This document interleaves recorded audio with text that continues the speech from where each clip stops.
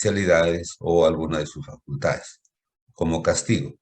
De esa manera, digamos, se preserva que la calidad de la educación esté esté por encima del mínimo deseado y establecido por el organismo llamado SUNEDU.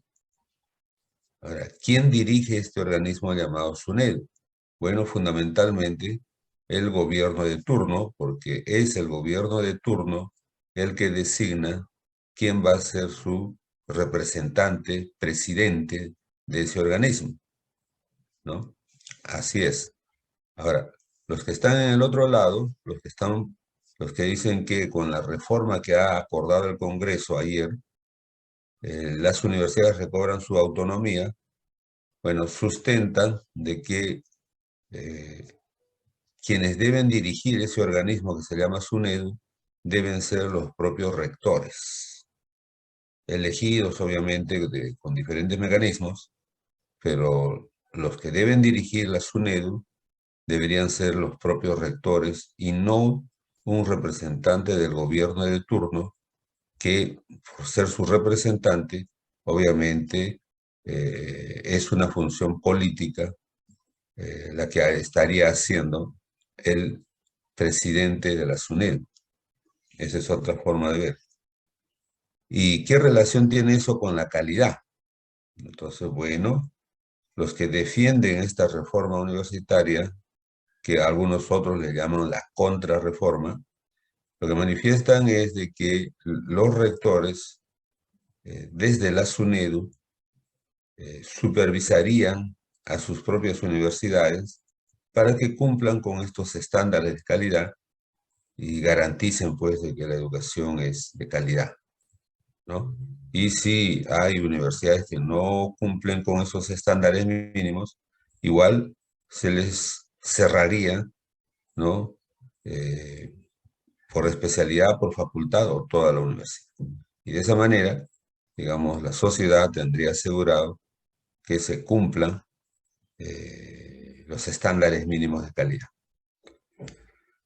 Es otro enfoque administrativo, ya no desde el punto de vista de un representante del gobierno, sino desde el punto de vista de representantes elegidos de del propio sistema universitario.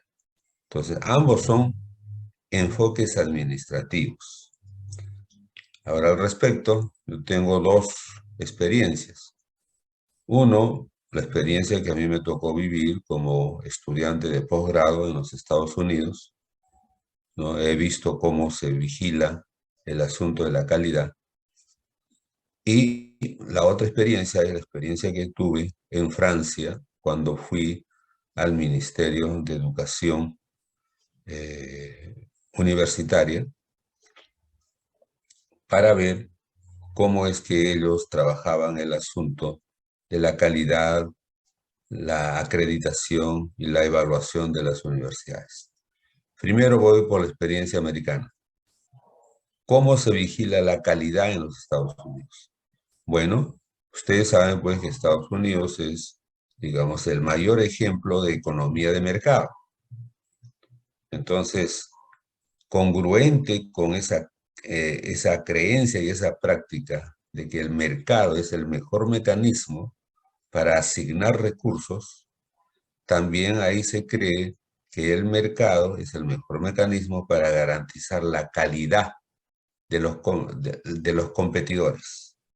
Entonces, en Estados Unidos hay aproximadamente 5.000 instituciones que son de carácter universitario. 5.000, imagínense, 5.000 que tienen carácter universitario, ¿no? Hay algunas instituciones que son universitarias y que solamente dan educación equivalente al primer año de universidad. Otras que dan educación de los dos primeros años de universidad. Y después que terminan esos 2 años, pasan a otras universidades, a otros institutos. Otras que tienen 3 años de educación y otras que tienen los 4 años que dura el bachillerato, pero no tienen, por decir, maestría, doctorado, y otras que sí tienen pregrado más maestría otras que tienen pregrado más doctorado, otras que tienen pregrado, doctorado más postdoctorado. O sea, hay una diversidad, ¿no? En cada nivel de formación hay muchos oferentes, muchos, ¿no? Y entonces la competencia está asegurada porque hay muchos. Todos no son obviamente de la misma calidad. Así, las universidades por su propio querer se han agrupado. Algunos se han agrupado según regiones. Entonces hay Asociación de Universidades del Norte, Asociación de Universidades del Sur, Asociación de Universidades del Centro. Bueno, se pueden agrupar según regiones, pero otras se agrupan según la calidad que entre ellas dicen que tienen, ¿no? Y libremente se agrupan. Entonces hay la famosa agrupación de las universidades del norte de los Estados Unidos, que se llama la agrupación Ivy League, ¿no? Que, bueno, entre ellas se dicen que son las más antiguas, pero no solamente eso, sino que son las más antiguas y son las mejores. Entonces, digamos que hay un club de las universidades autodenominadas las mejores, ¿no? Y bueno, entonces, pero ¿quién califica si cumplen por lo menos con los estándares mínimos de calidad? Entonces, a diferencia de Perú y de muchos otros países, allá el Ministerio de Educación americano no fija los estándares mínimos de calidad. Los que fijan los estándares de calidad son, en primer lugar, las propias asociaciones de universidades. Entre ellos determinan cuáles son los estándares de esa asociación y que saben que van a competir, están compitiendo contra los estándares de otras regiones y que tarde o temprano las empresas, la gente se va a enterar, ¿no? ¿Quién tiene los más altos estándares? ¿Quiénes son los más exigentes? Y son las empresas, son las familias las que examinan esos estándares y aceptan y dicen, bueno, esos estándares me parece que es lo mejor para mi familia, para mis hijos. Y como toda la educación, incluida la educación en las universidades llamadas estatales, ¿no? Todas las modalidades de educación son pagadas, aunque sean del Estado, se pagan, ¿no? La gente dice, bueno, yo quiero el mejor provecho por mi dólar, quiero la mejor calidad, ¿no? ¿Qué puedo pagar? Entonces la gente efectivamente examina los estándares de la universidad o de las asociaciones de universidades y según esos criterios dicen, pues, bueno, que mis hijos postulen a tal cual universidad y, bueno, pues, el mejor futuro por el dólar que pago. Eso es un poco la idea, ¿no? Y entonces, pues en el mercado, por otro lado, hay estas empresas que hacen los rankings. O sea, los que hacen los rankings son empresas privadas, ¿no? Pero no solamente hay una empresa que hace el ranking, sino hay varias empresas que hacen el ranking, por universidad total, por especialidades, por cada región. O sea, los americanos viven de los rankings, ¿no? Entonces siempre está la lista, quién es primero, quién es segundo, quién es tercero, quién es cuarto, y todo eso es público. Entonces cuando los muchachos están por terminar la secundaria, ya pues esa es la cultura americana, entran a los rankings. A ver, ¿quién es primero en tal especialidad? ¿Quién es primero en tal especialidad en mi región? Y la gente se mueve, pues en Estados Unidos cuando terminas la secundaria, ¿no? Los muchachos deciden irse lo más lejos de su casa, ¿no? Si viven en Massachusetts, pues, ellos quieren irse pues a California, se van a Texas, se van a Miami. O sea, en ese sentido, digamos, el sistema ayuda a que la gente se pueda desplazar hacia las universidades que, vamos a decir, mejor le parezcan. Pero entonces los criterios para escoger y para hacer competir a la universidad, digamos, los ponen las asociaciones de universidades, eh, los rankings lo elaboran empresas, fundaciones privadas, los padres como los alumnos consultan los rankings por todo concepto y que les sirve como grandes criterios para decidir dónde postular, dónde estudiar. Entonces, digamos, la calidad no es fijada por el Estado, no es fijada por un organismo estatal, tampoco es fijada por un solo organismo privado, sino que se da la competencia entre agrupaciones de universidades, entre universidades de una misma región, pero también entre regiones. O sea, el principio es que deben competir. Y en esa competencia, según los organismos que hacen el ranking, hay pues el primero, el segundo, el tercero, el cuarto, y entonces pues ya se sabe cuáles son las condiciones que cada universidad pide para postular e ingresar. Y entonces así se forma el concepto de calidad. Entonces el mercado sabe que los que salen de determinadas universidades en determinadas especialidades son, por decir, los A1, el A2, el A3, el A4, el B1, el B2, el B3. El mercado está informado. Ya hay bases de datos, los sistemas de referencia funcionan. Una empresa llama y dice, Juan Pérez dice que es de su universidad de tal especialidad. ¿Me confirma? Inmediatamente el sistema le confirma, sí, dice, es mi egresado. Deme me confirma su promedio ponderado, otras referencias, sí, estas son, ya está. Y entonces la empresa hace sus comparaciones, hace sus investigaciones y toma su decisión, lo contrato, no lo contrato, no lo contrato.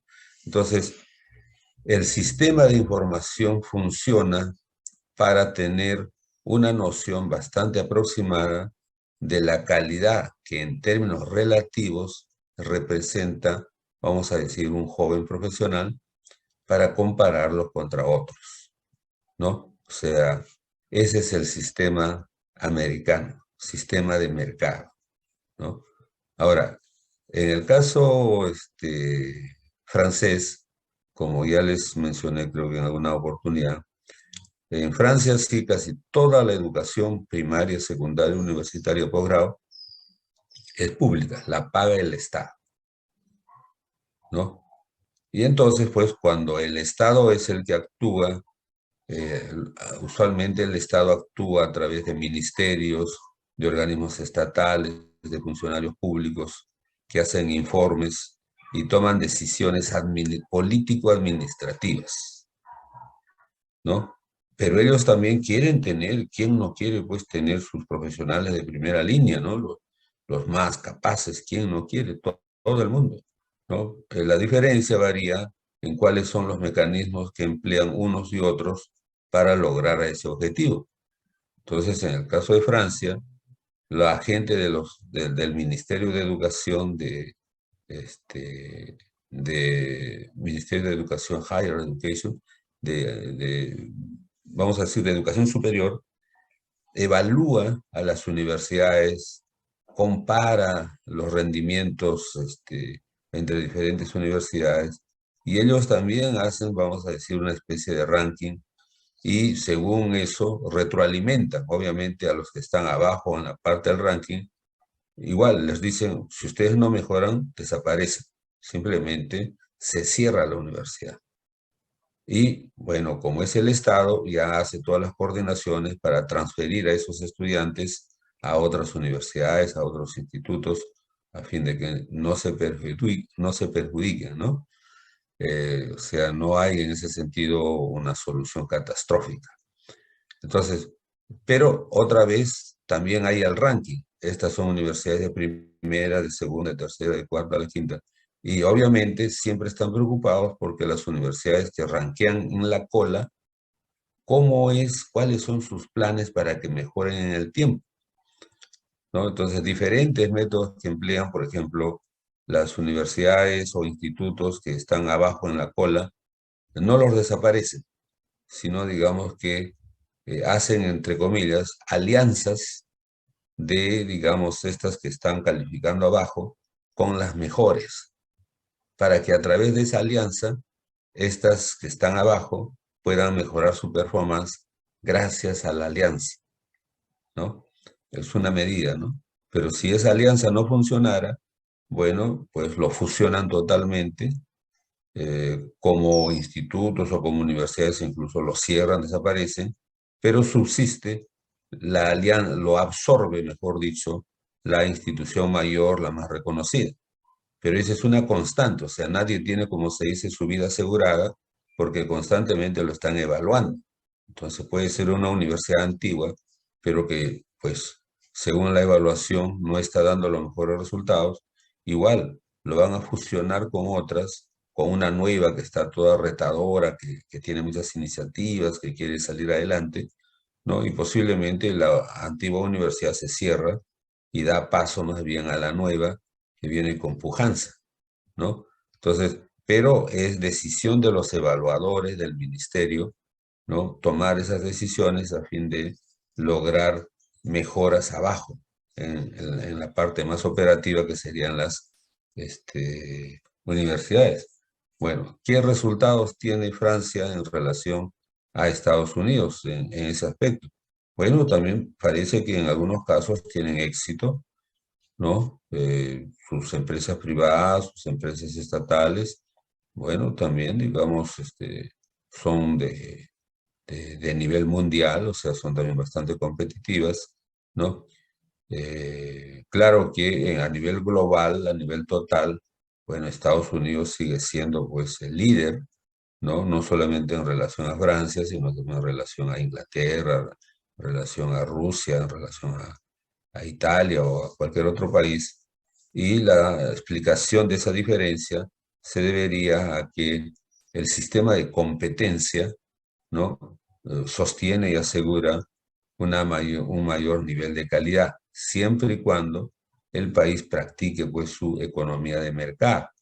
Vale decir que eh, la competencia entre oferentes sea la que se preocupe de estar siempre primeros en el ranking.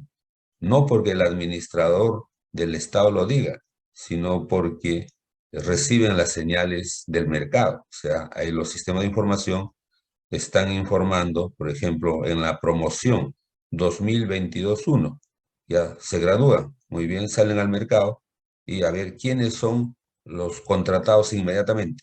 Ya ese es un signo, ¿no? ¿Cuánto es su sueldo inicial? También es otro dato de competencia. ¿Quiénes son las empresas que los contratan? Otro dato de competencia, obviamente hay empresas grandes, medianas, pequeñas, empresas muy avanzadas en tecnología. Y entonces el sistema está captando toda esa información que traducido dice, a ver, las empresas confirman o no confirman lo que dicen los rankings universitarios. No, si fuera así, entonces los egresados de estas universidades que están top, primero, segundo, tercero, cuarto, quinto puesto, supuestamente deberían ser los que son contratados prácticamente de manera inmediata por las empresas, los que ganan los mayores sueldos, los que tienen las mejores responsabilidades, mejores y mayores responsabilidades. O sea, a ver, ¿se comprueba o no se comprueba que el ranking universitario se hace realidad cuando las empresas contratan? Usualmente sí. Entonces ahí viene precisamente la ratificación de lo que dicen los rankings. Cuando las empresas, independientes unas de otras, ¿no? Contratan a los egresados de las universidades top, ¿no? Y entonces, claro, los egresados o las universidades de las universidades que están abajo, obviamente se preocupan, oye, ¿qué hago el próximo año para igualarme, pues, para aproximarme y tal vez intentar ser la líder? O sea, ¿qué hago? Entonces, constantemente están con ese afán de bajarse, pues, de tumbarse a los líderes, pero a través de mejorar su enseñanza, de investigar más, de entrenar más a sus estudiantes, de tener a los mejores profesores, de tener las últimas tecnologías, o sea, ese afán competitivo es constante. Y no porque lo diga el Estado, sino porque cada institución siente que debe mejorar su posición en el ranking, ¿no? Y ese dato que sale en el ranking saben que va a ser considerado por los padres de familia cuando los hijos tengan que postular, va a ser considerado por las empresas cuando quieran contratar gente, ¿no? Entonces, el modelo basado en la competencia, ¿no? Va a generar los líderes, que son los más, los A1, pero también va a haber una cola donde están, digamos, los menos competitivos. Ahora, ¿es posible que en un mercado, en una sociedad, todos sean A1? Posiblemente sea lo ideal, la utopía, que todos pues sean lo mejor de lo mejor. Sin embargo, es difícil que todos sean top. O sea, siempre más bien el mercado te dice, bueno, estos son los mejor de lo mejor, uno, dos, tres, cuatro, cinco. O sea, siempre hay una jerarquía, pero en este caso basado en el mérito, basado en el rendimiento, ¿no? Y entonces ese es el estado de las cosas. O sea, el estado de las cosas en términos de realidad no es que todos sean iguales. El estado de las cosas en la realidad es que más bien somos diferenciados por algún concepto, ¿no? Si ese concepto es el mérito, consideramos que es justo que haya una diferenciación por el mérito, ¿no? Y la gente está de acuerdo que así sea, ¿no? Digamos, en un campeonato de fútbol, la gente está de acuerdo que el que tiene más mérito en función de más goles, ¿no? Y puntos acumulados sea el campeón. Y de ahí venga el segundo, el tercero, el cuarto, porque a todos les consta de que ganó los partidos. Todos lo vieron en presencial o lo vieron en video, pero digamos está la evidencia de que la competencia con sus más y sus menos fue justa y es el que tiene más goles, más puntos y debe liderar el ranking. Y finalmente le decimos, tú eres el campeón, toma tu copa, toma tu premio y ya está. Y la gente está contenta.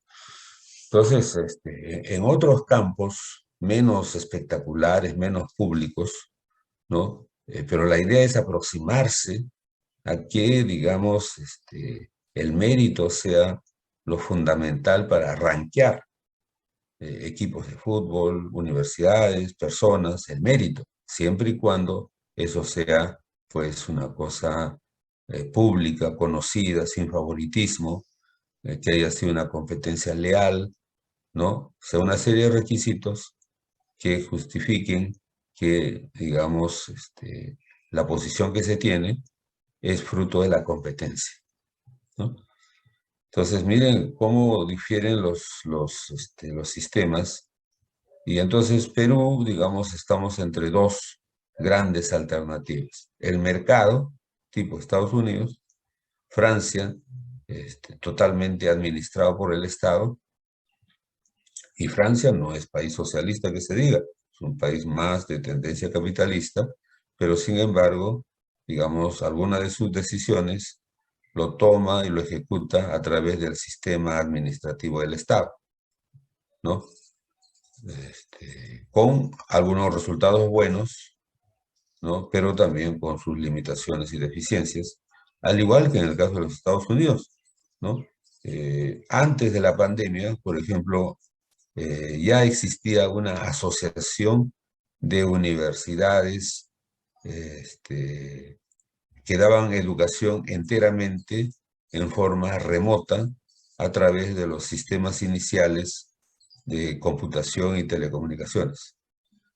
Bueno, el resto de las universidades le daba la espalda a esta asociación, le decían, ustedes son unos traferos, ustedes son unos vendedores de educación, ustedes están engañando a la gente, ¿no? Ustedes son lo peor de lo peor.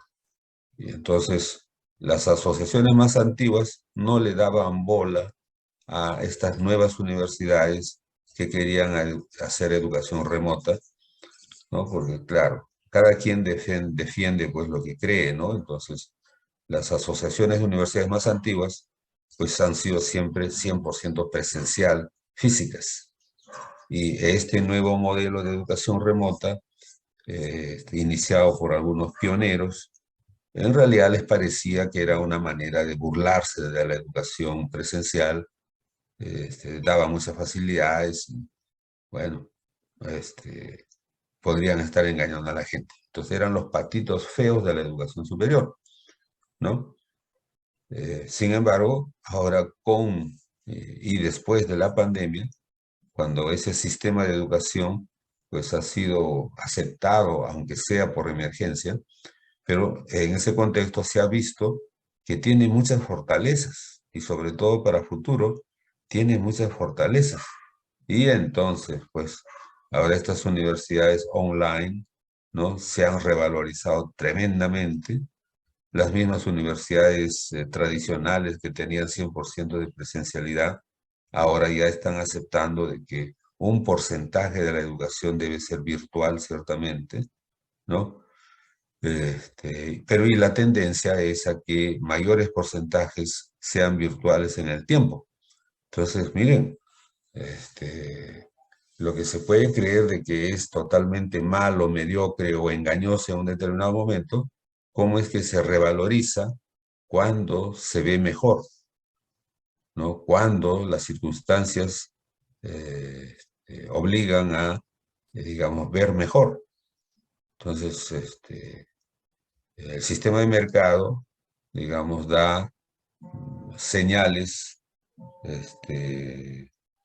buenas, ¿no?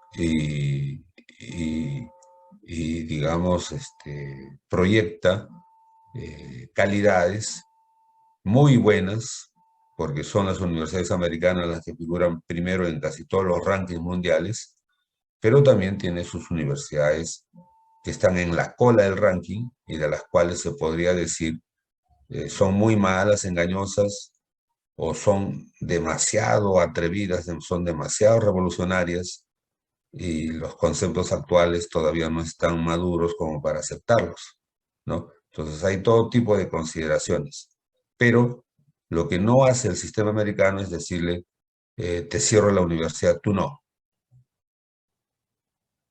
Eso no hace el sistema.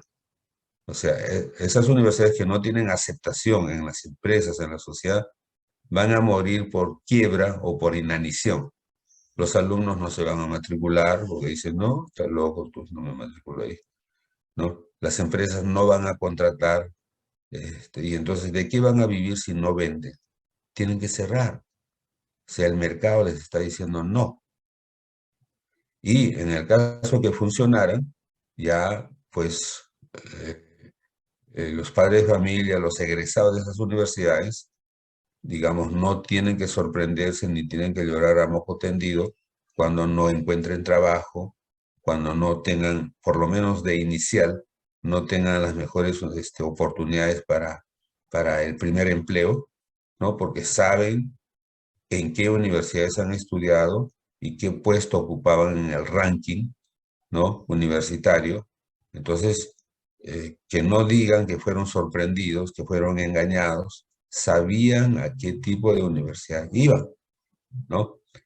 Ahora, las condiciones mínimas, efectivamente, digamos, lo ponen las propias asociaciones de universidades, ¿no? O sea, entre ellas tienen, por decir, un mínimo de vergüenza y dicen, bueno, las condiciones mínimas para ser asociado de para pertenecer a esta asociación son tales y cuales.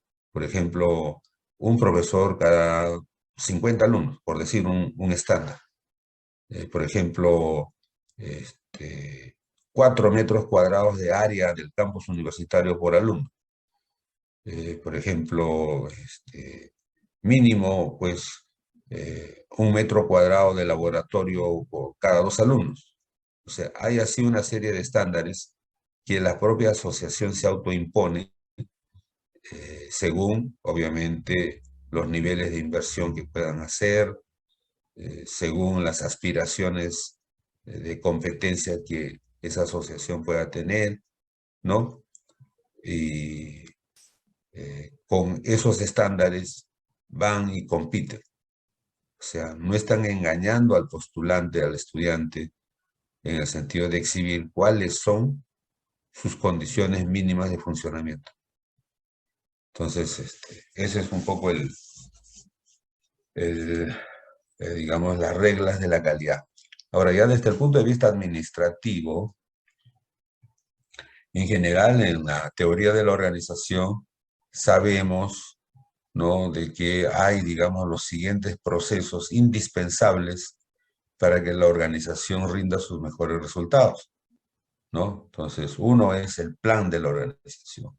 Dos es la organización como tal. Tres es la dirección de la organización. Y cuatro, el control, ¿no? Entonces ahora, eh, este, los que ejercen cada una de estas grandes, de estos procesos, digamos, pues, en lo posible deberían ser diferentes para que no haya una concertación en el caso de los errores, de las fallas, y más bien como que cada quien es independiente uno del otro, se pueda señalar, ¿no? Y decir, mira, tenemos problemas en el planeamiento y hay que corregir, tenemos problemas en la organización, hay que corregir, tenemos problemas en la dirección, hay que corregir.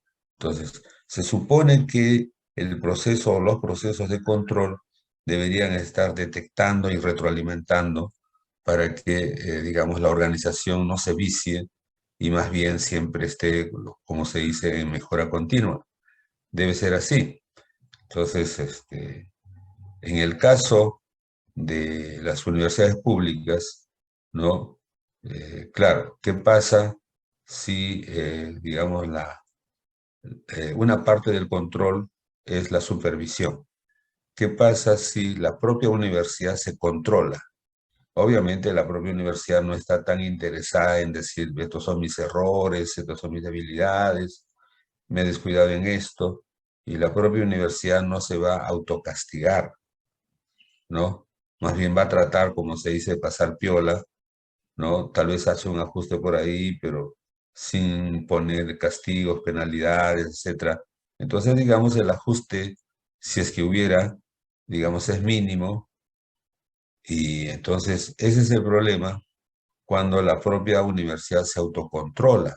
Entonces, por eso es que la ley universitaria preveyó la reforma de la Asociación Nacional de Rectores y lo cambió por la Superintendencia Nacional de Educación, SUNEDU, que es la que como órgano externo a la universidad le diga, oye, oye, San Marcos, tú estás mal en admisión, ¿eh? Así que tienes que hacer estos ajustes, estos ajustes. Bueno, si la universidad no lo hace, entonces la SUNEDU lo castiga, lo penaliza y hasta incluso puede cerrar la universidad o una especialidad. O sea, es un ente externo. Entonces, un grupo de rectores de las universidades nacionales no quiere que ese ente externo tenga ese poder de llamarte la atención y, si es posible, de cerrarte. Y más bien proponen que sean los propios rectores que vean esas falencias y los propios rectores acuerden qué castigo se le pone a esa universidad para que mejore. Entonces ya, ahí ya viene pues el conocimiento administrativo, qué funciona mejor. Cuando es un ente externo el que te dice estás mal y te corriges o te cae tu chiquita, ¿no? O, digamos, la propia universidad se le dice, tú mismo te tienes que autocorregir. Entonces, la teoría organizacional enseña que este tipo de control o supervisión debe ser externo. O sea, debe ser otro el que te llame la atención y te sancione si fuera posible, ¿no? Para que te corrijas. Entonces, digamos, el ajuste de errores, de fallas, funciona mejor cuando es alguien externo, ¿no? Eso es lo que dice en general la teoría de la organización. Entonces, por eso es que pues, en los diferentes trabajos siempre hay una jerarquía. El operador, el jefe, que usualmente es un supervisor, y entonces, digamos, el que es especializado en operación tiene que trabajar, pero está bajo los ojos del jefe, que es su supervisor, ¿no? Entonces, ese sistema de producción y control en manos diferentes ha hecho que, digamos, en general la producción mejore, que la economía mejore, porque, digamos, ha funcionado, ¿no? Que el control o la supervisión sea alguien distinto del que hace el trabajo. Eh, y eso obviamente ese es algo técnico que no debe politizarse, ¿no? El asunto en nuestro caso es de que, pues como les decía, el presidente de la SUNEDU es un representante político del gobierno de turno. Entonces ahí viene el problema, ¿no? Que las cuestiones técnicas de la universidad van a ser corregidas supuestamente por un representante político del gobierno. Esa es la incongruencia. No es que sea externo, sino que ese ente externo es un ente fundamentalmente político. Ese es el problema, ¿no? Pero yo creo que a estas alturas todo el mundo debe aceptar de que el control, la supervisión, debe ser externo a las universidades, pero debe ser un órgano técnico, porque ese control, esa supervisión, tiene que ser de orden técnica y no de orden político. Ese es el asunto, ¿no? Entonces, ahora si alguien sustenta y dice, mira, es difícil que encontremos un órgano técnico que no sea político cuando se trata de una cosa pública, de una cosa de gestión pública, ¿no? Sí, pues es difícil, pues es cierto, ¿no? Entonces eso invita a decir, mira, entonces mejor, ¿por qué no creemos de que debe ser el mecanismo de mercado el que obligue a que la universidad se ajuste, mejore? O sea, ¿por qué no propiciamos que hayan agencias aquí en Perú de que hagan rankings de facultades, de universidades, ¿no? Y decir tanto a los organismos del Estado y sugerir a los organismos privados de que cuando contraten personal, pues efectivamente tengan como referencia los rankings de las universidades, ¿no? En el caso de las empresas privadas, eso es claro, ¿no? O sea, no están obligadas a nada de esto, simplemente evalúan al personal y al que les parece más competitivo, lo contratan, ¿no? Este, entonces ese es un poco el asunto. Entonces, como ven ustedes, la competencia, oferta, demanda de universidades puede determinar niveles de calidad por sí sola, por el mercado. Sin embargo, también el Estado o la administración podría entrar a determinar administrativamente quiénes cumplen, quiénes no cumplen. Quienes no cumplen, los cierran. Eso dice la administración política, ¿no? Entonces ya cada quien pues tiene que evaluar cuál es su mejor parecer, ¿no? El segundo problema es el de la AFP, ¿no? La AFP es la Asociación de Fondos Privados, ¿no? Ustedes saben que a sus papás le retienen entre 10 y 13% de su sueldo mensual, le retienen y eso se deposita a un fondo para sus pensiones. Y se lo entregan usualmente a una empresa, a un sistema de empresas que se llaman los fondos privados.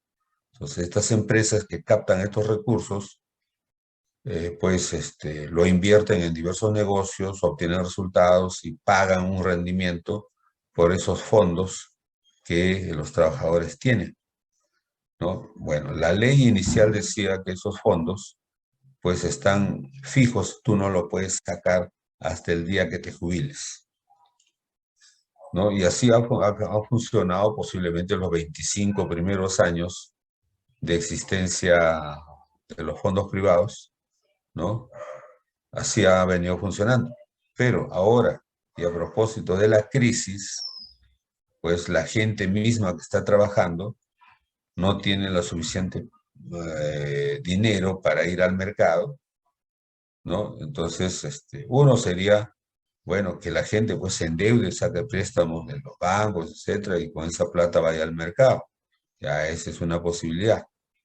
Pero al parecer, digamos, los representantes del Congreso han evaluado este tema y han dicho, mira, si la gente va y va más y más a los bancos a pedir préstamos, ya los intereses están altos.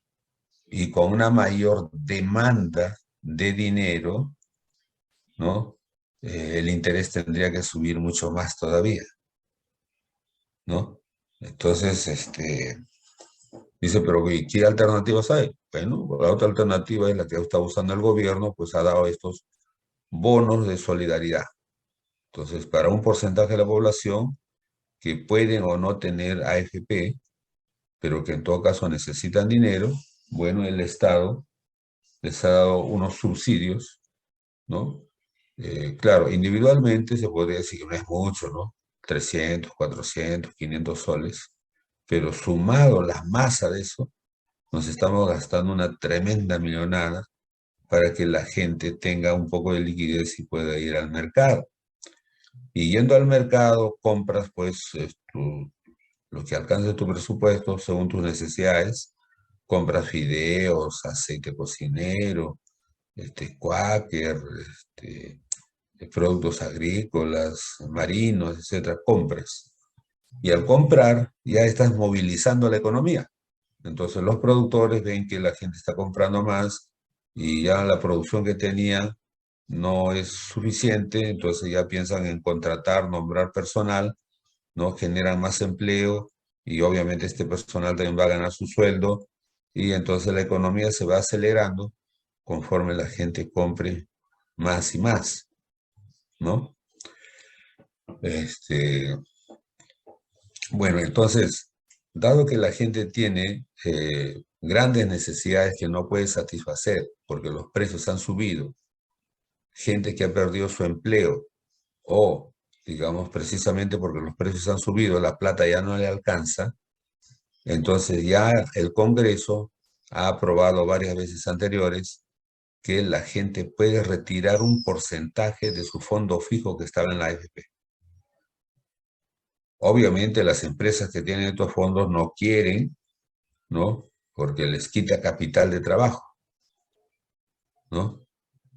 Pero no le pueden quitar el derecho a los trabajadores de poder retirar parcial o totalmente esos fondos, ¿no? Entonces, pero el asunto económico va al hecho de que la producción, como saben, ha caído, nuestra producción promedio ha bajado, pero eh, la gente pues no baja su consumo por el hecho de que ya no tengan empleo o los precios han subido y teóricamente si gana lo mismo, con precios más altos debería comprar menos. Y la gente no frena su consumo y entonces es un tremendo problema como tal. Entonces, pero la gente pues presiona, ¿no? Y los políticos estudian eso, de que la gente está descontenta, quiere más plata en su mano. Entonces dicen, bueno, vamos a autorizar a estos señores para que retiren un porcentaje de esos fondos acumulados para sus futuras pensiones. Entonces, bueno, el Congreso aprobó que la gente puede retirar, creo que hasta 18.000 soles, ¿no? Pero multiplicado por la cantidad de gente que hará ese retiro, bueno, están hablando pues de que van a retirar creo que como mínimo 7.000 millones de soles del sistema privado de pensiones. Y entonces esos 7.000, ¿dónde se va a ir? ¿En qué lo van a gastar? Entonces lo que se prevé en primer lugar es que la gente va a ir a las calles a querer comprar más dólares para, digamos, protegerse más del futuro, ¿no? En que los precios pueden seguir subiendo. Y, y entonces, en previsión a ese peligro, la gente sale a la calle y compra dólar. y entonces la demanda aumenta y obviamente el tipo de cambio va a tener que aumentar porque hay una demanda creciente frente a una oferta más o menos estable o en todo caso una oferta decreciente, ¿no? Entonces, ahí el peligro es que nos puede causar una tremenda devaluación. Y entonces, como muchos productos tienen componente importado, ahora vamos a tener que pagar más en soles para comprar el mismo producto importado. ¿Eso a qué lleva? Que el costo de fabricación, el costo de producción se eleve y por tanto el precio de esos productos se tenga que elevar,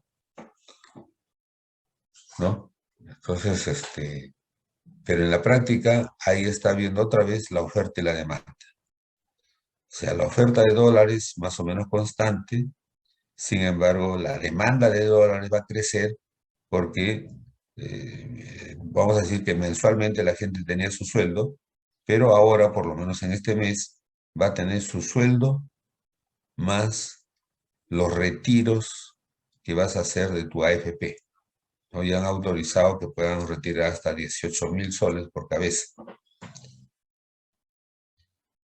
Entonces, esa tremenda cantidad de dinero de un día para otro va al mercado, unos compran dólares, elevan el tipo de cambio, otros van a querer más fideos, más papa, más fruta, pero el mercado no ha producido más. O sea, el mercado casi tiene la misma oferta de los días anteriores, ¿no? Pero entonces la gente, como tiene la plata en la mano, se desespera y va por uno y otro sitio y le hace la propuesta, ¿no? Te compro eso, te compro lo otro, te compro lo otro. El comerciante se da cuenta que hay mucha gente que quiere comprar y el comerciante dice, pues bueno, pues quieren comprar a 3 soles cada uno de estos productos, pero como va en aumento la gente que quiere comprar, bueno, la vendedora o el vendedor dice, pues se lo ofrezco a 3 soles, se lo ofrezco a 5 soles, se lo ofrezco a 7 soles, se lo ofrezco a 10 soles. Y es cierto, menos gente compra, pero de todas maneras compra, ¿no? Pero, ¿qué es lo que está originando que el precio se eleve? Que la gente tiene más plata ayer que hoy, o que diga, tiene más plata hoy que ayer, mientras que la producción que está en los mercados, pues ya es una producción relativamente estática. Entonces, ¿cómo se soluciona el problema? Con la elevación del precio. Otra vez es oferta-demanda, ¿no? Entonces, constantemente estos problemas sociales, administrativos, políticos, etcétera, tienen una base económica y la base económica es muy importante para la toma de decisiones y para los comportamientos de las personas. Recuerden que la economía es una de las principales, por no decir la primera preocupación que tienen las personas y las familias. ¿Cómo te va a afectar lo que hagas y lo que no hagas en tu economía? Es una preocupación real, ¿no? Entonces, dos aplicaciones. Entonces, más bien, veamos ahora de manera más analítica, ¿no? Este fenómeno de la oferta y la demanda. Entonces, habíamos llegado hasta este punto donde, digamos, una oferta y, digamos, una demanda, que vamos a ponerlo para decir en función del tiempo, en un determinado momento. Vamos a decir, en el momento T sub 0,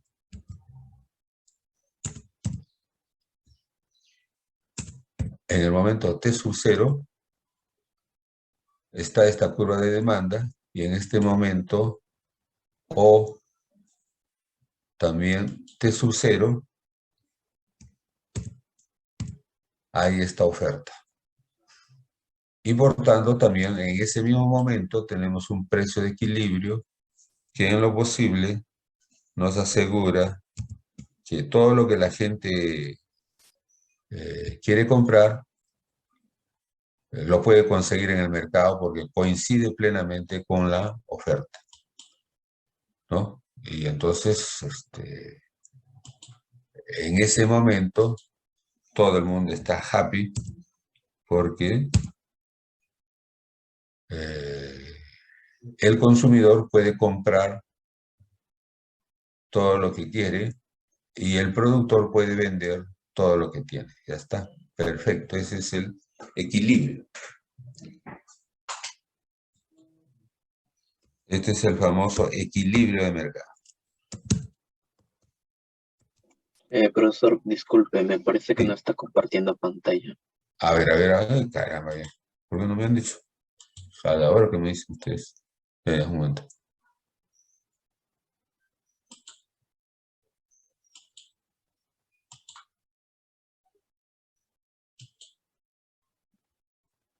Y ahora sí, ¿no? ¿Aló? Sí, profesor, Sí, ahorita sí se profesor. ve. Ya, muy bien. Entonces, precisamente el mercado es la dimensión, ¿no? La dimensión al margen de que sea espacial, digamos, el mercado de la esquina del barrio que conocemos, o el cibermercado que está, digamos, pues, en el espacio virtual, ¿no? Donde, digamos, se da ahora más que nunca la oferta, pero también donde se da la demanda. Y entonces, cuando tanto el que quiere comprar como el que quiere vender se ponen de acuerdo en el precio, es en ese momento que se produce la transacción, ¿no? El cliente, el demandante paga, el oferente cobra y entrega el producto en determinada cantidad. Entonces, ambos están felices, ambos están felices. Pero esta es una situación de tantas otras que se pueden producir. Y la otra preocupación es qué pasa en el tiempo. Ya está bien, en estos momentos todo el mundo está happy, ya está ahí, en este momento. Pero ¿qué pasa mañana? ¿Qué pasa pasado? Porque las cosas paran cambiando, ¿no? Y eso es lo que más nos preocupa, ¿no? Que las cosas cambien y cómo respondemos.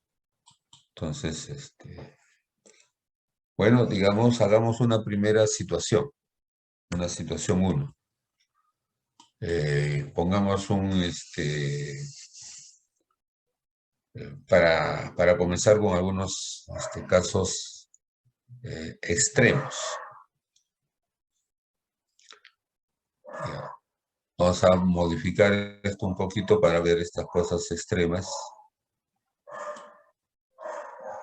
Vamos a hablar del oxígeno, oxígeno para personas, ¿no? Y digamos la era prepandemia.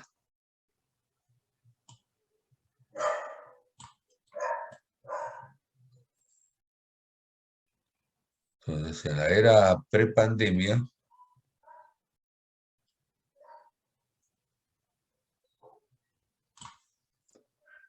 posiblemente la oferta y demanda de oxígeno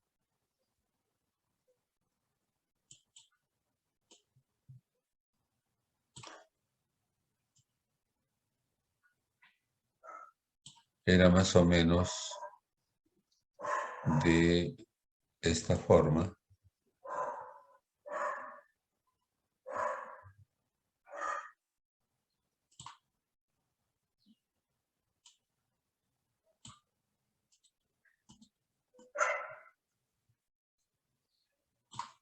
Lo que estoy diciendo es que en la era prepandemia posiblemente había relativamente poca demanda de oxígeno, ¿no? Para casos regulares que pues se producían en los hospitales, en las clínicas, sobre todo, digamos, en las salas de emergencia, ¿no? Había poca demanda y también había poca producción de oxígeno.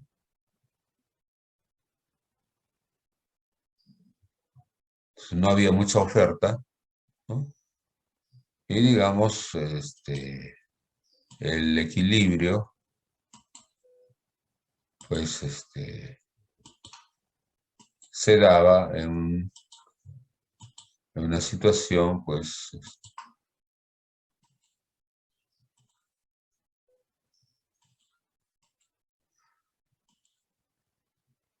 ¿no? Entonces ahí estaba el equilibrio.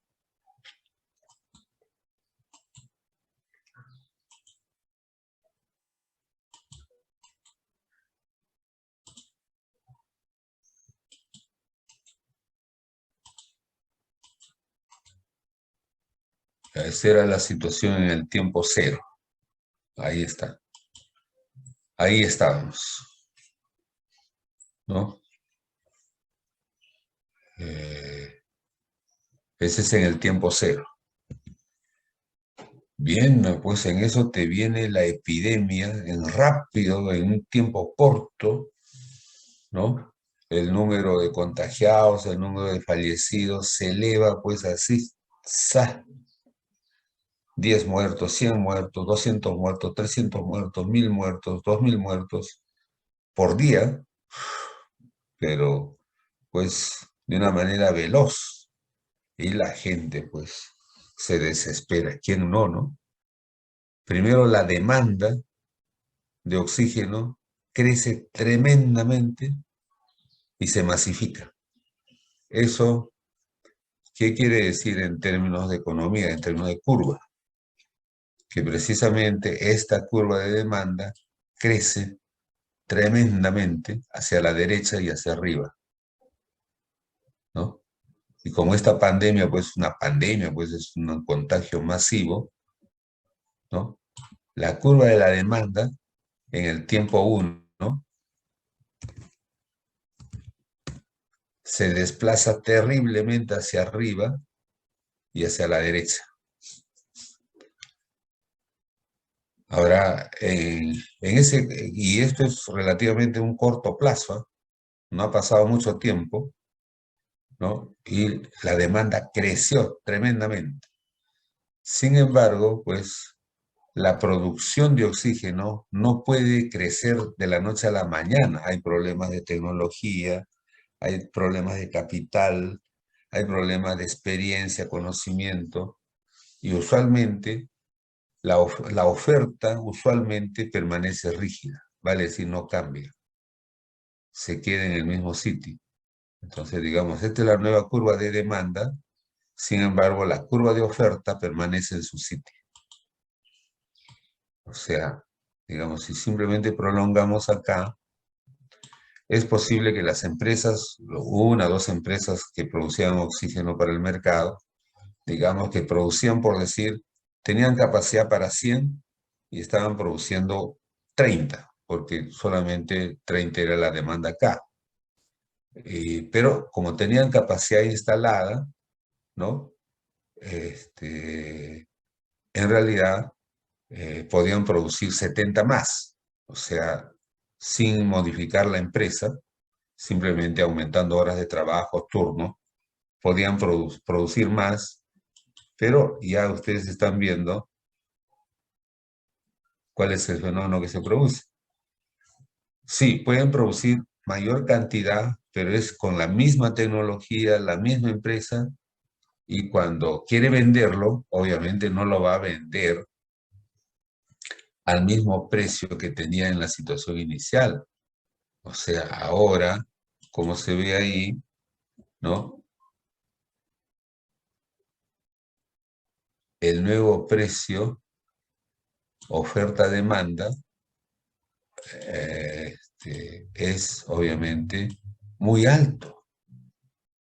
Pero ¿por qué es muy alto? O sea, es que los empresarios del oxígeno se han vuelto unos sinvergüenzas, unos especuladores malditos.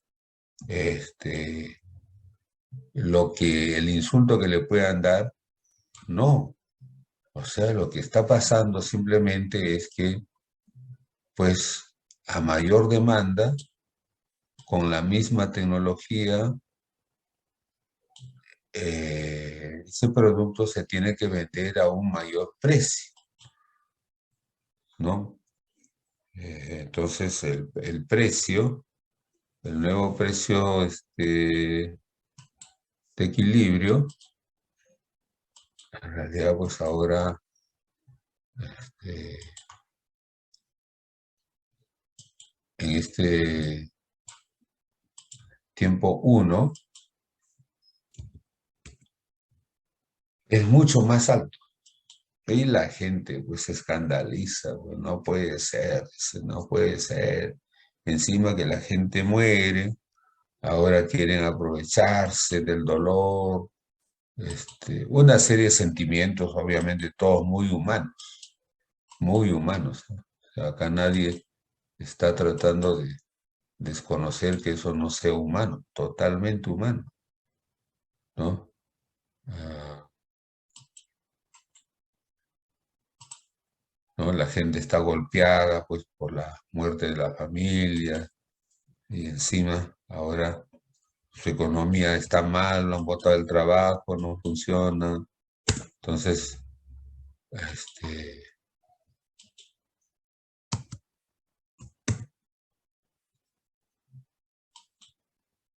no solamente mayor, sino ya ustedes recuerdan los precios de escándalo que hubo, mucho mayor que pues el precio inicial de referencia,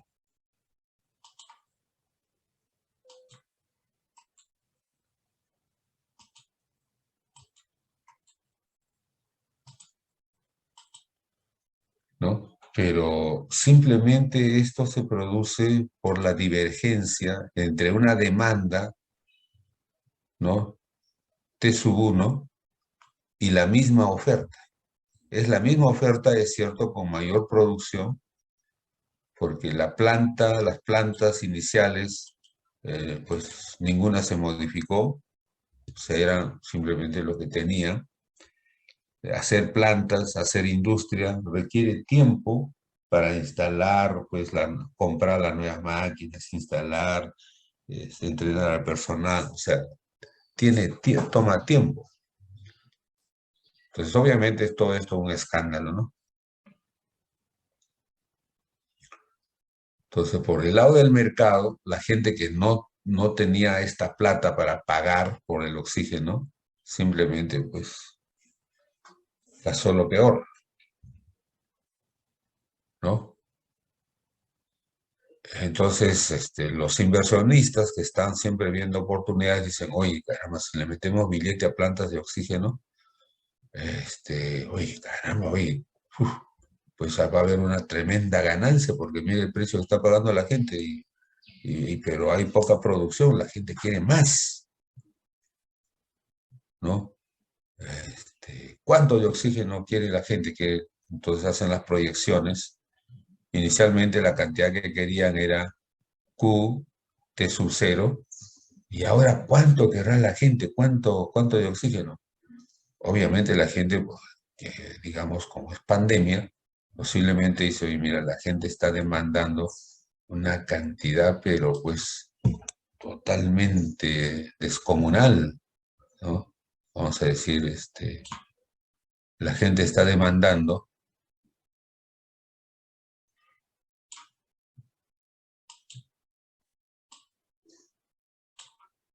esta cantidad de acá.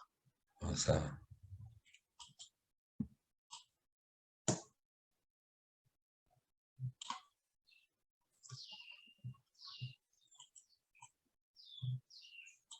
es una cantidad descomunal lo que la gente está demandando, sí, pues descomunal, porque precisamente la pandemia es descomunal.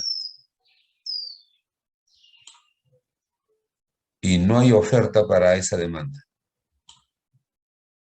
Entonces, los empresarios, los inversionistas dicen, oye, pero para atender esa cantidad, ¿no? Y a un menor precio que la gente plantea, no sale negocio. Los inversionistas pues se tienen que calcular. Sin embargo, digamos que el Estado mira, hace el estudio y dice, mira, esta es la cantidad de oxígeno que se necesita para que la gente, vamos a decir, pues se sienta atendida.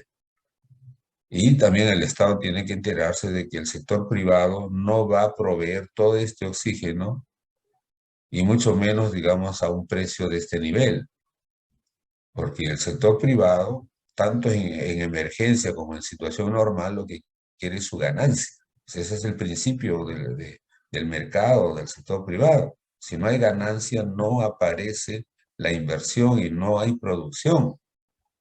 Entonces, tiene que haber ganancia para que el sector privado entre. Entonces, bueno, pues,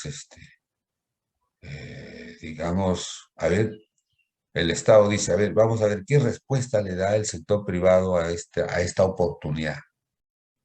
Entonces, por ahí se ven ya iniciativas, ¿no? Que lamentablemente en un primer momento el Estado no lo supo entender, ¿no? No tenían formación de economía los que estaban en la decisión. Entonces, sacaron incluso unas leyes que dijeron, no, solamente el Estado puede importar plantas de oxígeno, solamente el Estado puede producir oxígeno. Pero pues con la lentitud y la burocracia del Estado, la gente estaba que se moría y no había mayor producción de oxígeno. Hubo varios grupos privados que dijeron, oigan, levanten esa prohibición, que el sector privado también pueda entrar a producir oxígeno. Claro, las acusaciones eran, no, pues el sector privado si se mete a producir oxígeno va a querer ganar, va a querer lucrar, y no puede ser que el sector privado lucre en plena muerte, en plena emergencia, no puede ser. Que solamente el Estado traiga el oxígeno y que salve a la gente a costo cero. Claro, pero eso, digamos, es una solución paradisiaca, ideal. O sea, ya sabemos que el Estado es lento, ¿no? Ineficiente en este tipo de soluciones.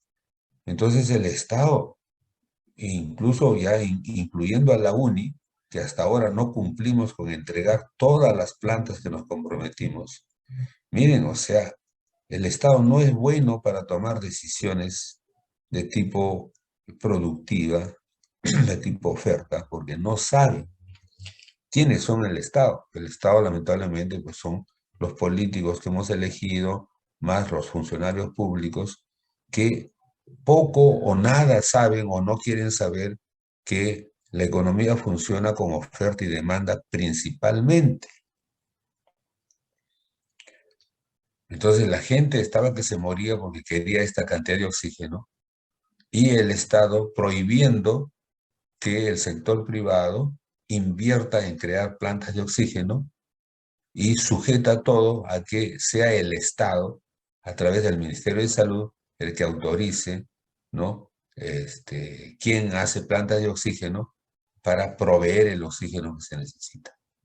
Miren, hasta el momento, por si acaso, señores, la UNI no ha cumplido con su contrato de entregar todas las plantas para lo cual recibió la plata, ¿no? Tremendo problema de imagen. Espero que las autoridades de la época no sean implicadas luego en acusaciones de tipo penal, ¿no? En el sentido de que son corresponsables de la muerte de tanta gente por falta de oxígeno en ese momento, ¿no?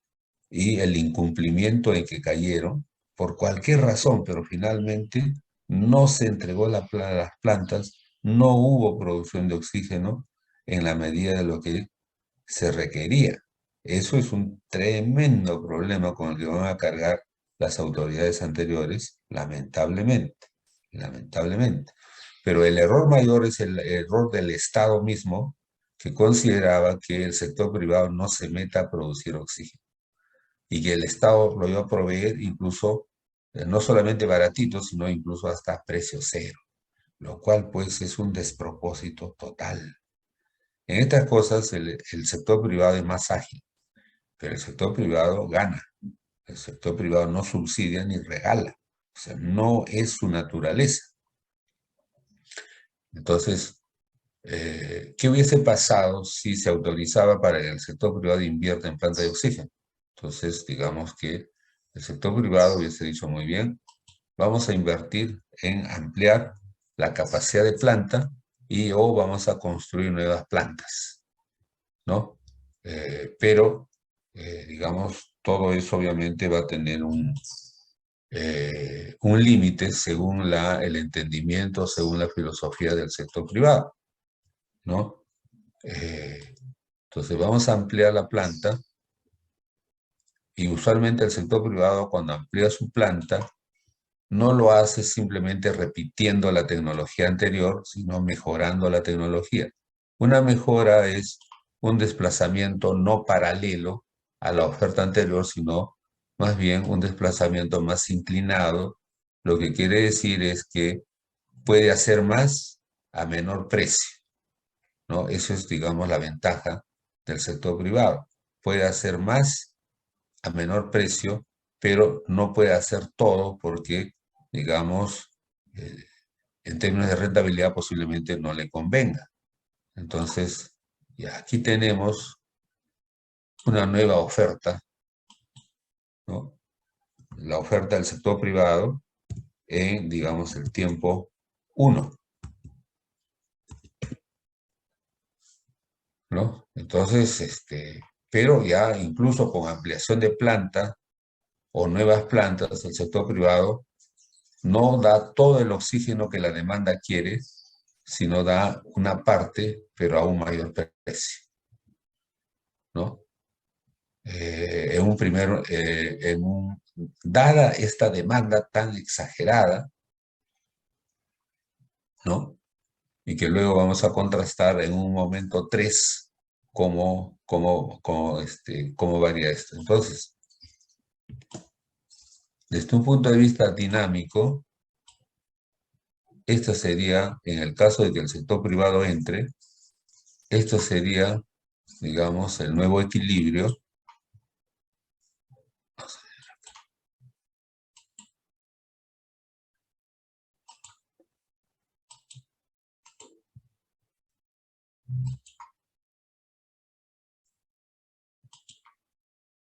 En términos de cantidad, pero, digamos, este sería el nuevo equilibrio, pero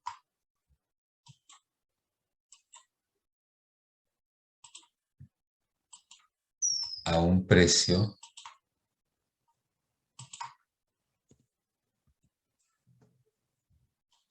¿no?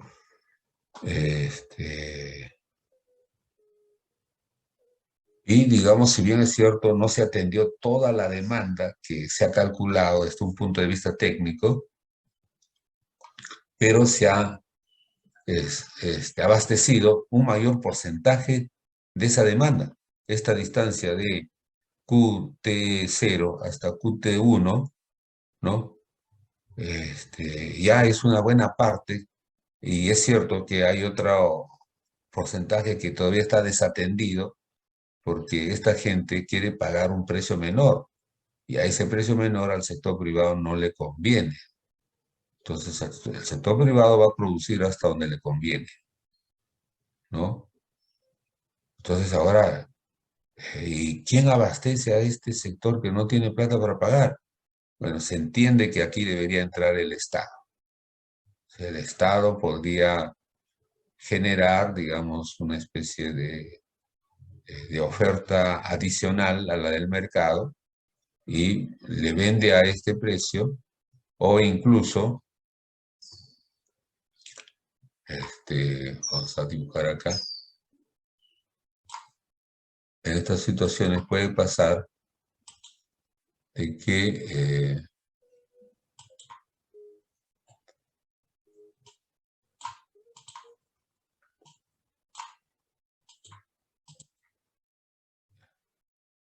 de que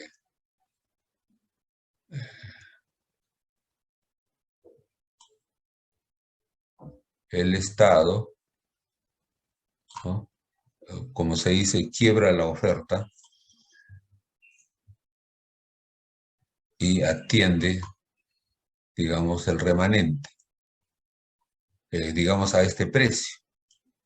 Pero si dice la gente que no puede pagar más del precio que inicialmente había en el mercado, bueno, el Estado puede decidir, ya está bien. El Estado subsidia y, digamos, pero va a atender hasta donde antes era el precio. O incluso el Estado se puede bajar más y dice, bueno, vamos a atender, pero a precio cero, subsidio total. Pero entonces esta curva ya es una curva del Estado, que es totalmente un subsidio, ¿no? Pero todo esto de acá es la curva del mercado.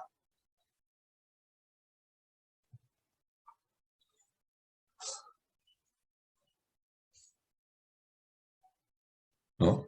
Entonces, lo que aquí quiero que se vea es de que este incremento del precio desde una situación original que estaba acá hasta esta situación no se produce porque el empresario sea un sinvergüenza, un especulador, un chupasangre o cosas por el estilo que, pues en el contexto de la angustia por el drama, con los amigos, la familia, etcétera, sale a la gente, pero que ya, eh, digamos, en la mente de gente más estudiada no debería repetirse. O sea, este incremento en el precio se produce fundamentalmente por la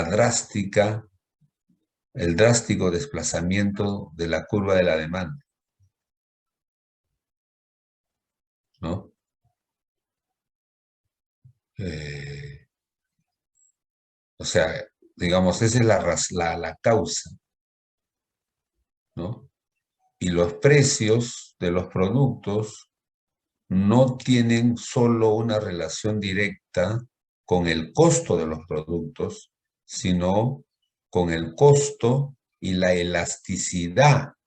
Vamos a ver, ¿no?, que el precio del producto, o sea, tiene una relación, es cierto, con, con los costos. O sea, si me cuesta más producir, seguramente el precio va a tener que ser mayor, pero en realidad la principal razón de la variación del costo en este caso es la elasticidad de demanda.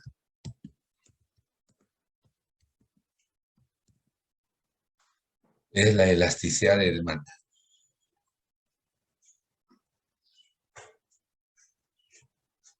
¿no? Cuando haya mayor divorcio entre la demanda y una oferta dada,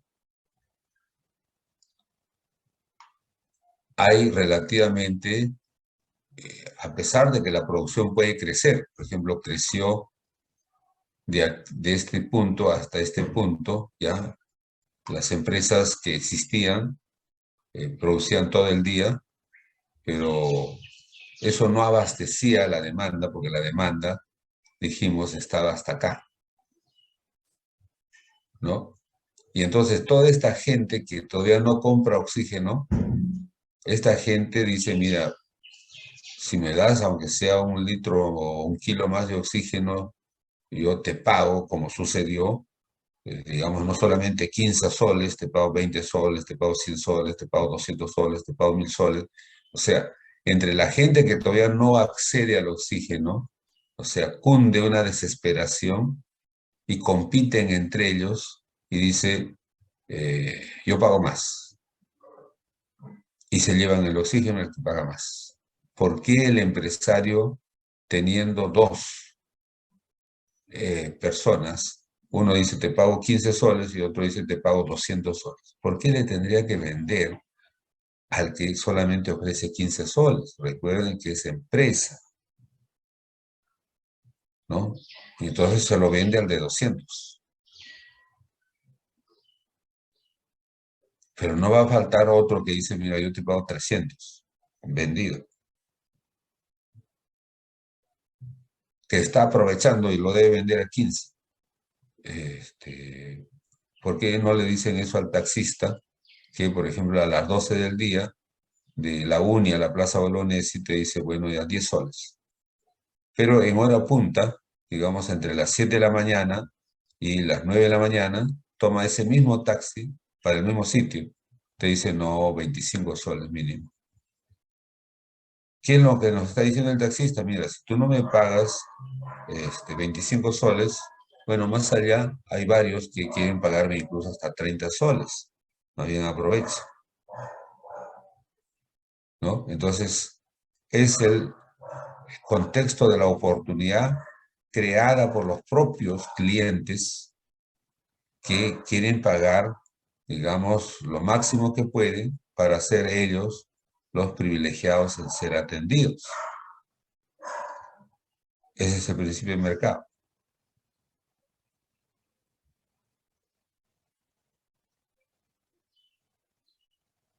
Es igual, ¿no? A usted le dicen, oye, necesitamos un montón de profesores de primaria. Estudien para ser profesor de primaria. No, estás loco, tú, yo quiero estudiar sistema. Pero ¿y por qué tú quieres estudiar sistema? Porque, bueno, encima a pagar más, voy a ganar más. O sea, pero necesitamos un montón de profesores de primaria. Sí, pues, pero ahí pagan poco. Entonces, o sea, verdaderamente, ¿cuál fue el criterio, digamos, para escoger una u otra especialidad? En general se dice que pues, las curvas tienen una geometría de curva normal, o sea, en los extremos hay gente pues, que posiblemente no le interesa el salario futuro y simplemente se van por su vocación, por lo que creen que es su misión, ¿no? Y ya está. Pero también hay un pequeño porcentaje de gente que dice, no, ni hablar. O sea, yo me voy, no me gusta total, no me gusta para nada, pero sin embargo es donde puedo ganar más. Ya, también hay gente que es extrema en ese sentido, ¿no? La mayor parte de la gente obviamente hace un equilibrio, por decir, expectativa de salario, vocación. No me gusta tanto, pero bueno, pero tampoco me aborrece, ¿no?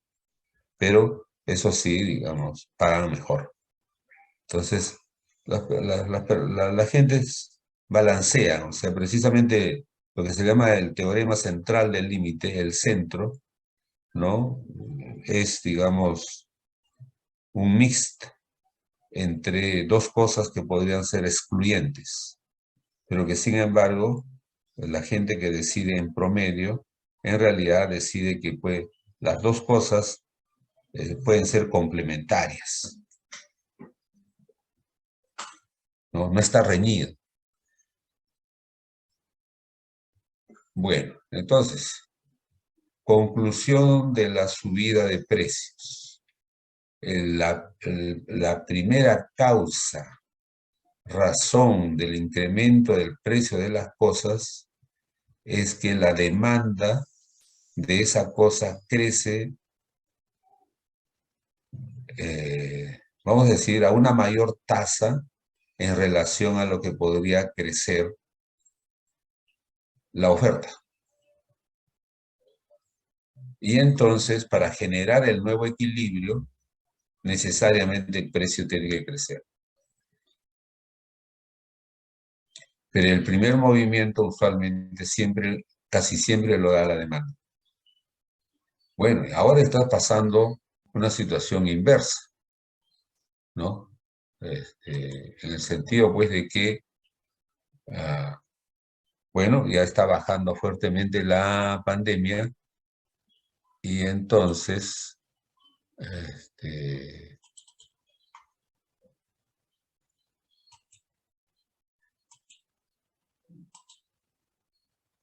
eh, este,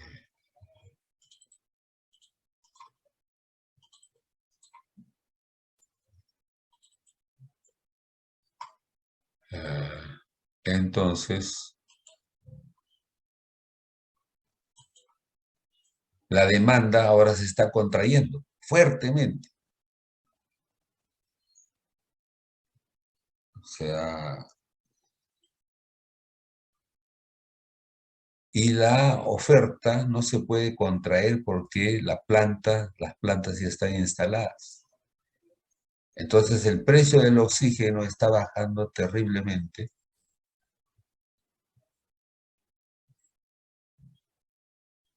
Y lo que se prevé es de que el precio del oxígeno en algún momento va a ser más bajo que antes de la pandemia. ¿Por qué? Porque hay una tremenda capacidad instalada, ¿no? Pero la demanda pues está bajando tremendamente y entonces ahora el nuevo precio del oxígeno pues va a ser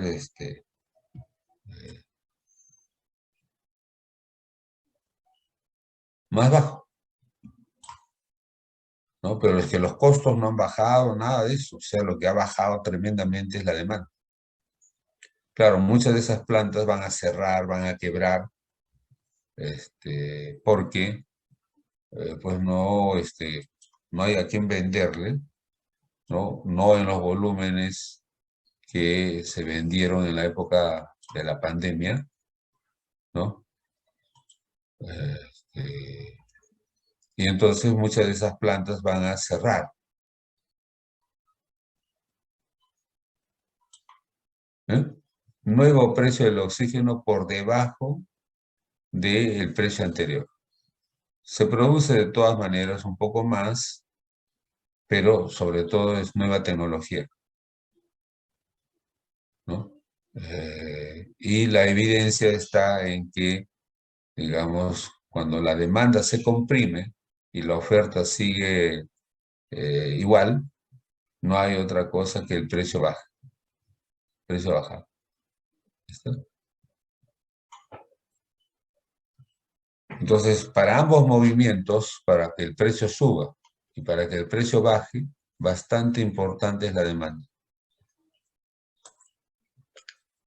¿no? Dado una oferta que usualmente es más estática. O sea, la oferta una vez que se constituye es relativamente más estática, o sea, no cambia.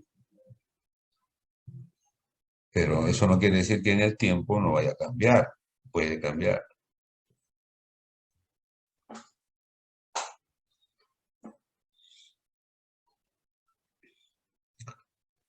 Ahora, otro fenómeno que podemos analizar es, por ejemplo, todo lo que se refiere a las tecnologías de la información que se han visto, ah, vamos a decir, pues, alteradas por eh, una demanda también abrupta a fin de apoyar, sostener eh, la educación virtual, la educación remota.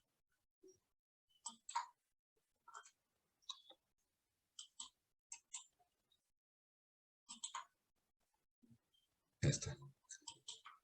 Entonces, digamos que inicialmente la oferta eh, este, de suscripciones a las teleconferencias, ¿no? Tipo Zoom, ya está. Digamos, esa es una oferta de teleconferencias, modelo Zoom, tenían su equilibrio en este punto. Esta era la cantidad de equilibrio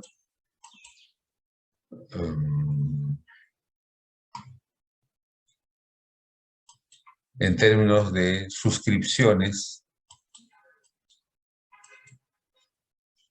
al sistema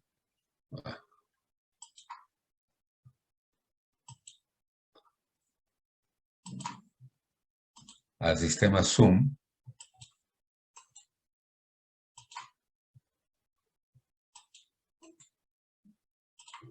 O sea, esa era la situación de equilibrio, ¿no? Estamos hablando acá de un servicio, en todo caso, el servicio Zoom, ¿no? Esa era su situación. Y vamos a analizar ahora la situación del Zoom en estos momentos.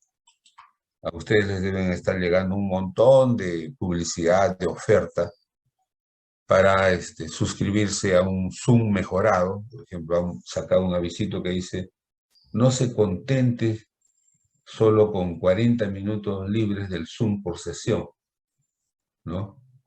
En el sentido de que ahora ya puedes utilizar otros aplicativos, otras funciones mejoradas del Zoom, incluso free, gratis, pero que después, obviamente, vas a pasar a el estatus de ser un suscrito eh, y, digamos, poder suscribirte en los niveles más altos como profesional, como empresario, ¿no? Y hacer uso, pues, de toda la gama de aplicativos que te ofrece el Zoom, obviamente a tarifas mayores. Pero si esa tarifa lo costeas por minuto, por segundo, cada minuto, cada segundo te va a salir más barato. Bueno, siempre y cuando, pues, contrates los paquetes más completos. Bueno, pero en un primer momento, digamos que estábamos ahí, ¿no? En eso, la demanda crece, pues, terriblemente, como ya se ha manifestado para el caso del oxígeno. O sea, la demanda se desplaza, pues, vamos a exagerar incluso para contar el drama completo.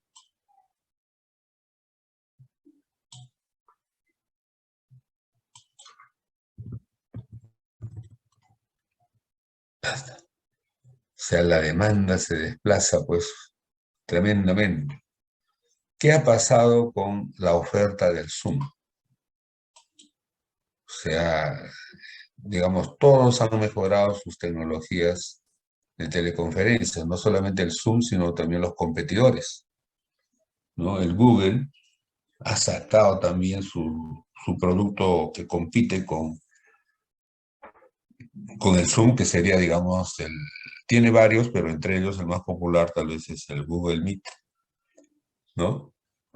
O sea, la tecnología de las teleconferencias también ha mejorado terriblemente y eso se expresa con un giro de la curva de oferta, este,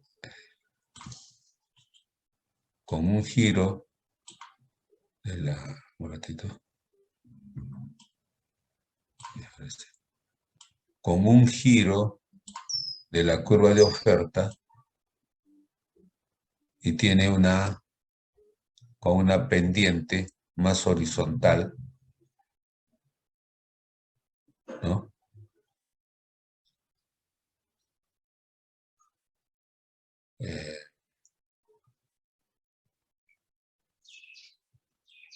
Que incluso puede ofrecerte mayores beneficios, como por ejemplo, ahora tiene más cobertura,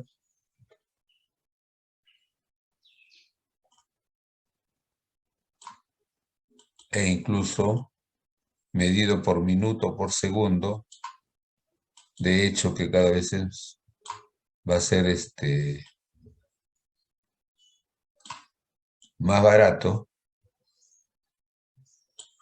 pero con servicios diferenciados, ¿no? Entonces el Zoom ya está, digamos, el que es gratis, digamos, es el pan francés, lo más común. Pero de ahí tiene ya sus versiones, pues, digamos, su versión pan con jamón, pan con mantequilla, pan con huevo, o sea, mejores versiones, más alimenticias, vamos a decir, que no solamente está dispuesta a atender esta demanda abrupta de la tipo pandemia, sino mayores demandas, ¿no? Pero, pues, miren, digamos, lo que está pasando. Ahora ya no solamente esa mayor demanda es para el estudio, sino cada vez más ahora para el trabajo remoto.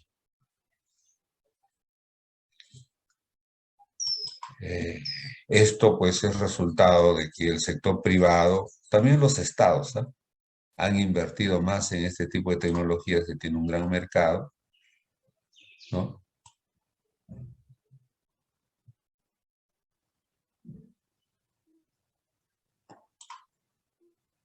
y que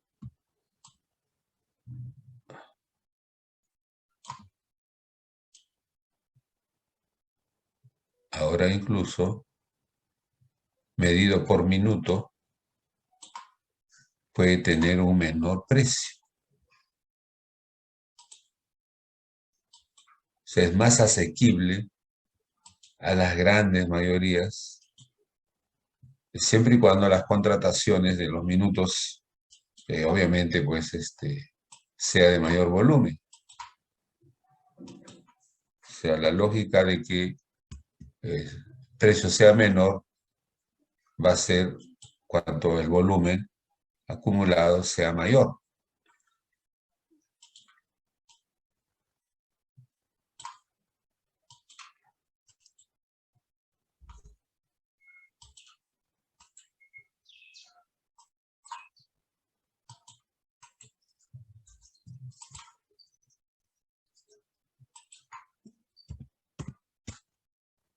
Entonces, en materia de tecnología, la oferta ha mejorado tan terriblemente que está preparada tanto para atender los requerimientos a nivel de pandemia, pero incluso, digamos, da para más, en el sentido de que puede atender la demanda de Zoom para las actividades laborales.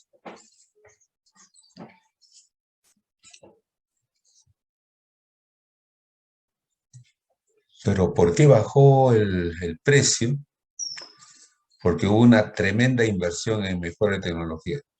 Ahí está. La expresión tal vez más concreta de esto es de que eso aceleró que masivamente nos vayamos a la nube. Vale decir que el almacenamiento de información en volúmenes cada vez mayores ha bajado la necesidad, antes que era vital en casi todas las organizaciones, de invertir en tener servidores, sus propias computadoras, donde hagan el almacenaje de su base de datos, ¿no? Pero el almacenaje de datos está creciendo tan terriblemente que solo las grandes empresas podrán tener sus propios servidores donde acumulen esa data, pero digamos los usuarios individuales, las pequeñas empresas, en realidad lo que quieren su capacidad de computación básicamente es para procesar y tomar decisión, pero ese procesamiento tiene que ser en base a datos. Pero esos computadores pequeños, etcétera, pues no tienen,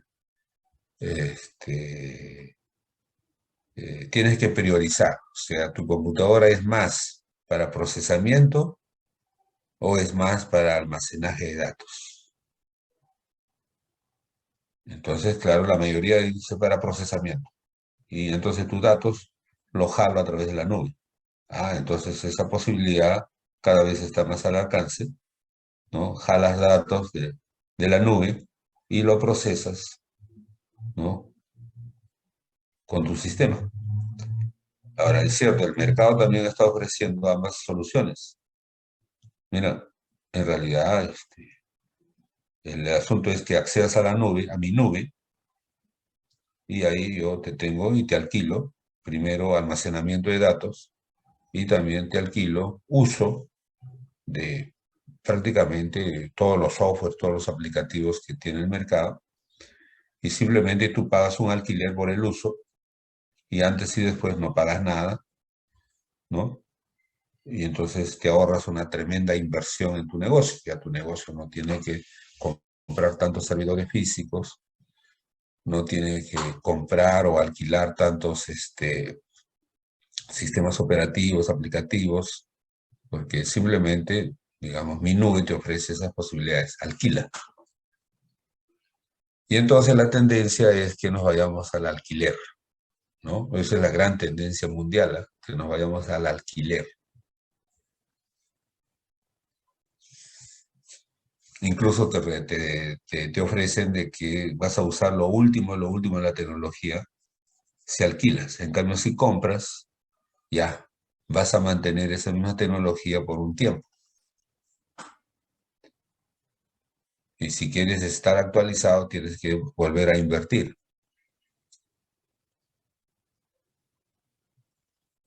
Entonces, claro, las empresas te están demostrando que tú puedes minimizar costos básicamente alquilando más que siendo propietario.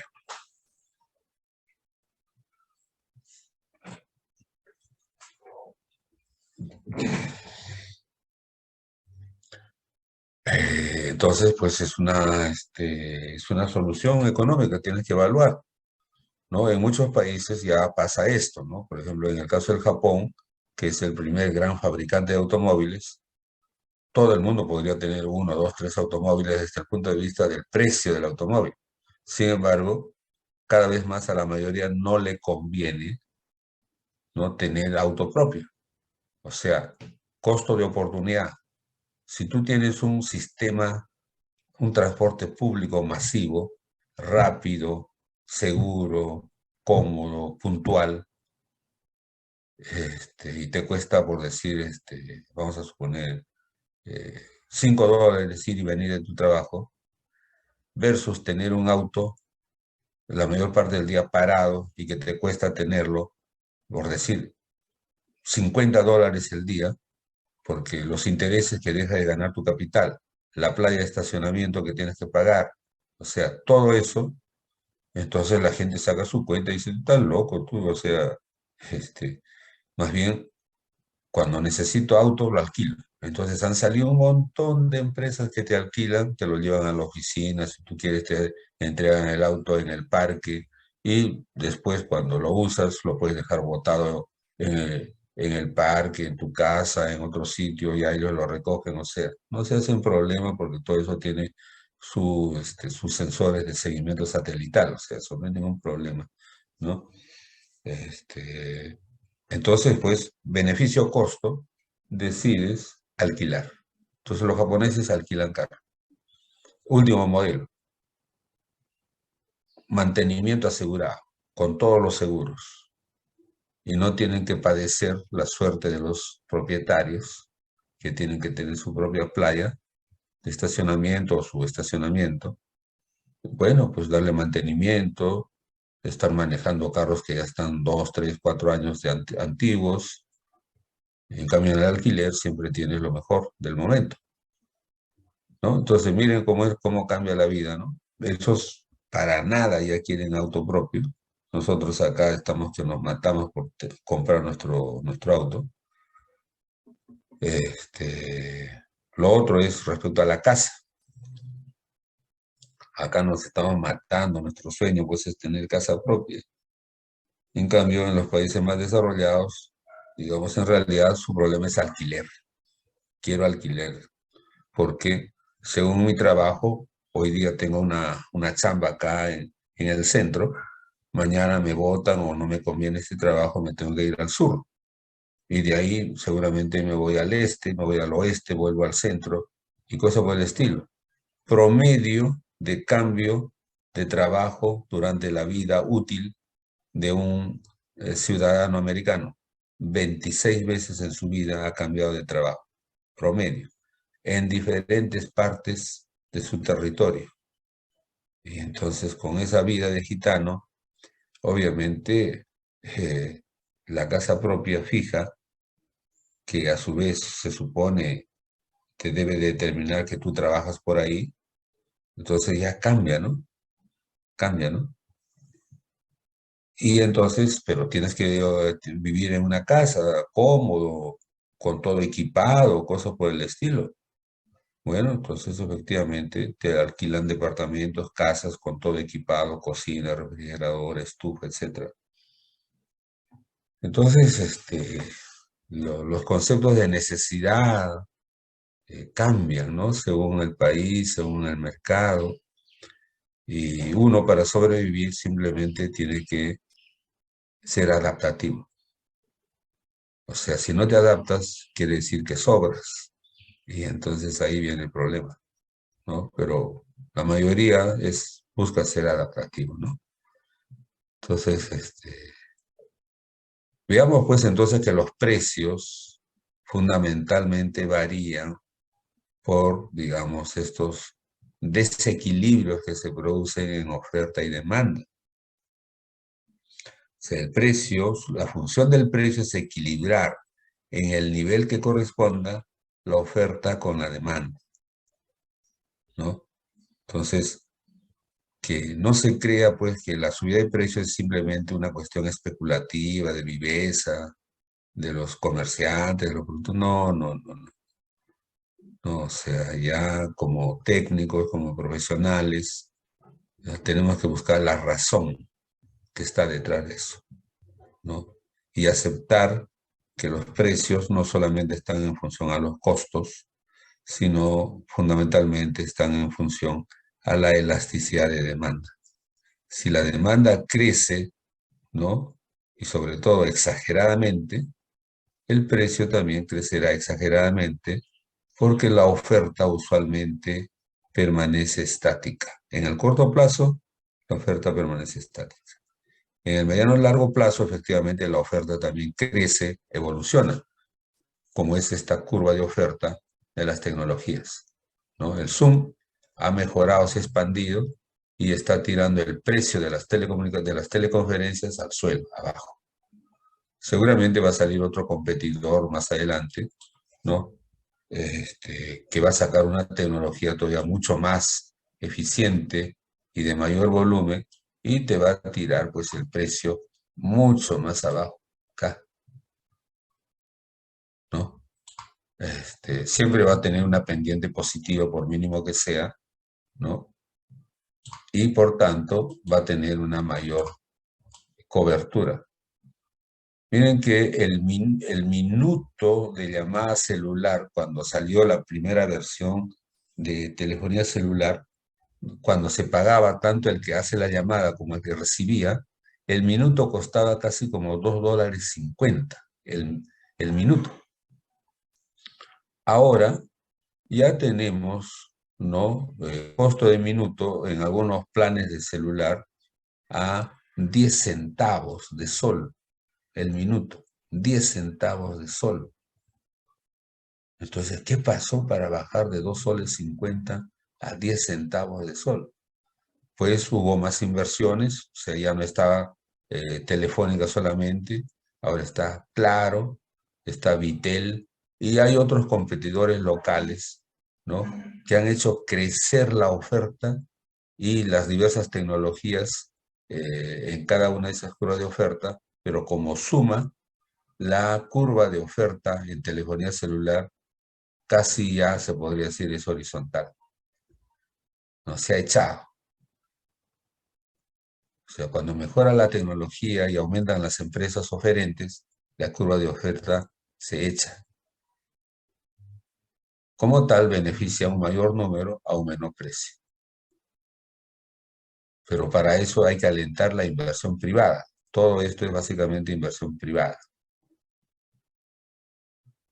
No es, digamos, que el Estado haya hecho más. No, no, no. O sea, si fuera por el Estado, tal vez estaríamos por acá más arriba.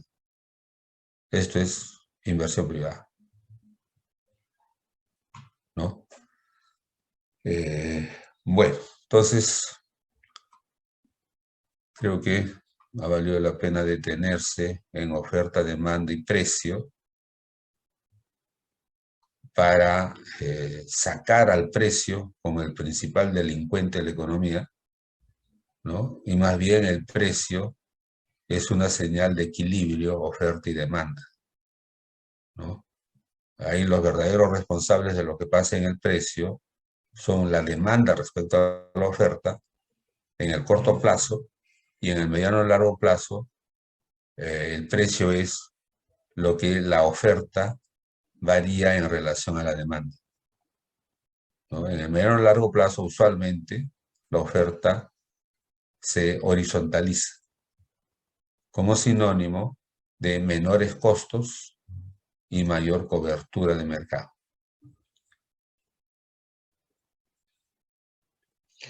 Bueno, señores, entonces terminamos. Ya tienen ustedes el otro curso. Por favor, voy a dar el encargo casi aleatoriamente, para que me elijan su delegado y me comuniquen, ¿no? Lo más pronto posible. A ver, un voluntario que se ofrezca para hacer una encuesta usando las herramientas del Google y me saque al delegado por elección democrática. ¿Alguien se ofrece voluntariamente para hacer esa labor? ¿Aló? ¿Voluntario? Por ahí veo un voluntario. ¿Quién? Bueno, a ver, lo más aleatorio posible. Quiero confiar en el ingeniero Harold Adrián Pérez Tinoco. ¿Puede hacer esa labor, Harold?